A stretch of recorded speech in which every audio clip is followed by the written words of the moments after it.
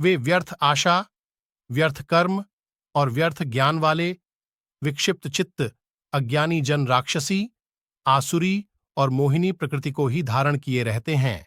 परंतु हे कुंती पुत्र, दैवी प्रकृति के आश्रित महात्मा जन मुझको सब भूतों का सनातन कारण और नाशरहित अक्षर स्वरूप जानकर अनन्य मन से युक्त होकर निरंतर भजते हैं।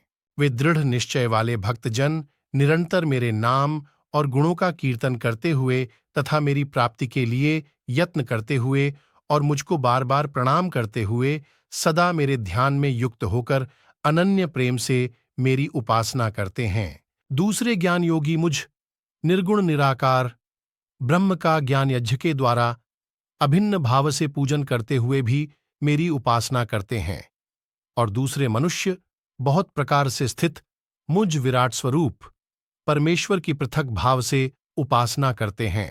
क्रतु मैं हूं, यज्ञ मैं हूं, स्वधा मैं हूं, औषधि मैं हूं, मंत्र मैं हूं, घृत मैं हूं, अग्नि मैं हूं और हवन रूप क्रिया भी मैं ही हूं। इस संपूर्ण जगत का धाता अर्थात धारण करने वाल एवं कर्मों के फल को देने वाला पिता, माता, पितामह, जानने योग्य एक पवित्र ओंकार तथा ऋग्वेद, सामवेद और यजुर्वेद भी मैं ही हूं।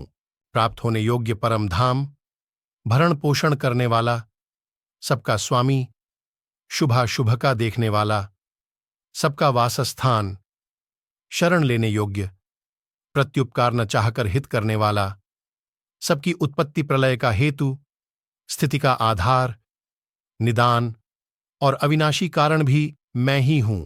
मैं ही सूर्य रूप से तपता हूं, वर्षा का आकर्षण करता हूं और उसे बरसाता हूं।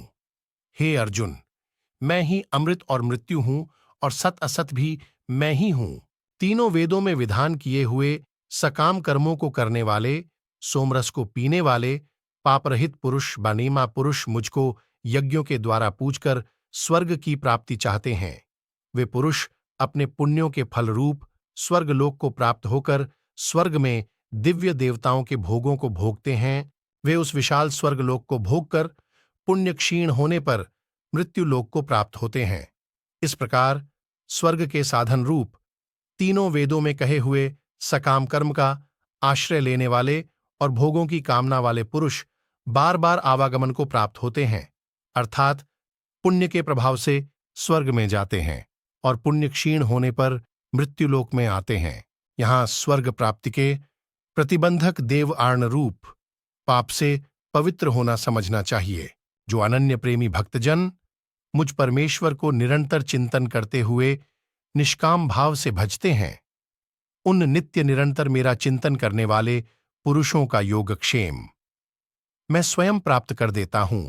हे अर्जुन, यद्यपि श्रद्धा से युक्त जो सकाम भक्त दूसरे देवताओं को पूजते हैं, वे भी मुझको ही पूजते हैं, किंतु उनका वह पूजन अविधिपूर्वक अर्थात अज्ञानपूर्वक है, क्योंकि संपूर्ण यज्ञों का भोक्ता और स्वामी भी मैं ही हूं।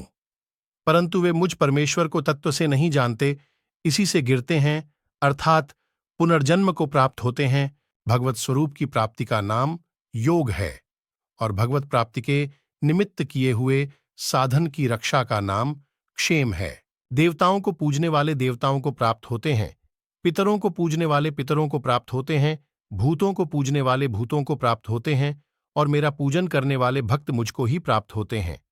इसलिए मेरे भक्तों का पुनर्जन्म नहीं होता। जो कोई भक्त मेरे लिए प्रेम से पत्र, पुष्प, फल, जल आदि अर्पण करता है, उस शुद्ध बुद्धि निष्काम प्रेमी भक्त का प्रेम पूर्वक अर्पण किया हुआ वह पत्र पुष्पादि मैं सगुण रूप से प्रकट होकर प्रीति सहित खाता हूं।